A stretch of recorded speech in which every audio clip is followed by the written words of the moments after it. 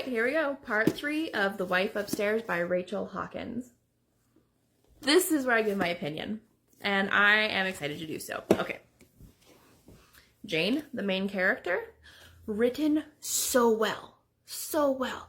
Okay, when you go through trauma like that, you start watching everybody. And she went through it. I didn't have time to mention it in the other video, but she was abused by her foster dad. She had stuff. And he ended up her foster father ended up letting one of her best friends die, whose name was Jane. Okay, and we find that Jane's name is actually Helen, but she doesn't go by that anymore. That is probably my one note on this book, is better names, please. Miss Rachel, give us some better names. But because the foster dad let Helen/Jane's friend Jane die, when she is left home alone with him one day, and he ends up having a heart attack or something is happening and he needs his pills, she doesn't give them to him. She stands over him with them laughing until he dies. And that is why she runs away, and nobody really cares because they weren't really presented to the community. It was just thought that crazy kid ran away.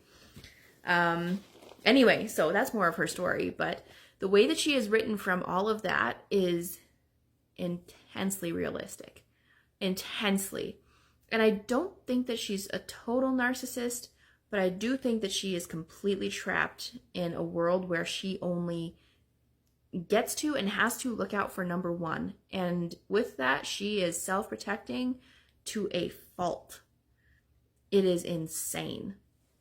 It is very hard, even when people are being nice to her, for them to get close to her. And just the way she is written, it makes the book very fascinating for me on a psychological level. It is great. Eddie, I do like how, okay, let me just be very clear. I love the book. I loved the book. And I loved Eddie, and I loved all the characters, and I loved the way that they were all written. I loved how every second of this was put together. And I loved how there were a lot of moments I caught my breath. And you know how when you read a book, maybe I'm the only one that does this, but the pace that I read at matches the energy in which the scenes are coming across. I was stuttering in my head with how fast I was reading it.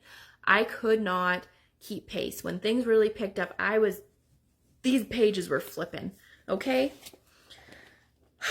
So, I really liked it. I enjoyed it. I loved the switcheroo because the whole time I was like, there's no way that they're going to give away that Eddie is a killer. So you kind of see it coming.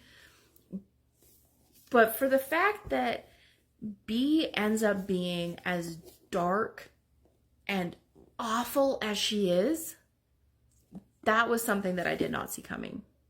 I was kind of like, well, maybe she killed her best friend. Ha, ha, ha. But I did not see, no.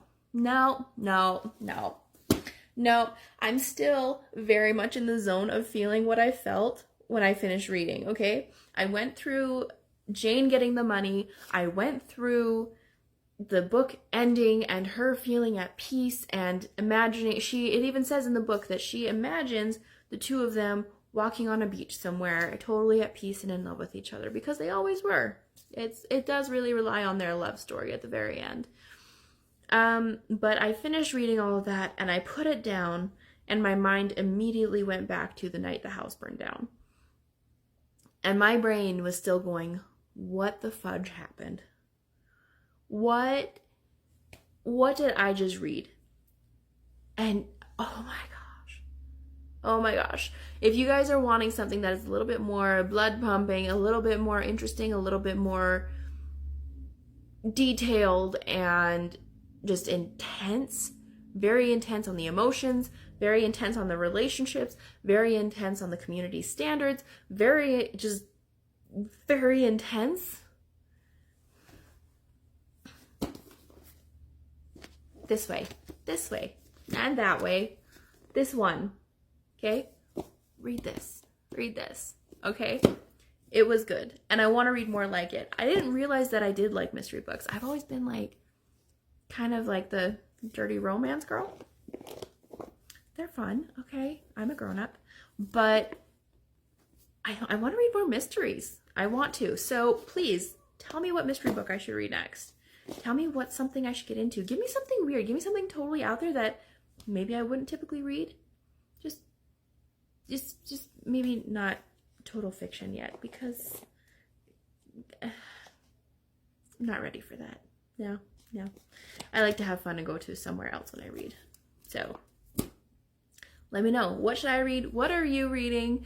And please don't forget to like, comment, subscribe, share, and maybe go visit my website, 1000adventures.ca. Go check it out. See what you think. We'll talk to you guys soon. Bye.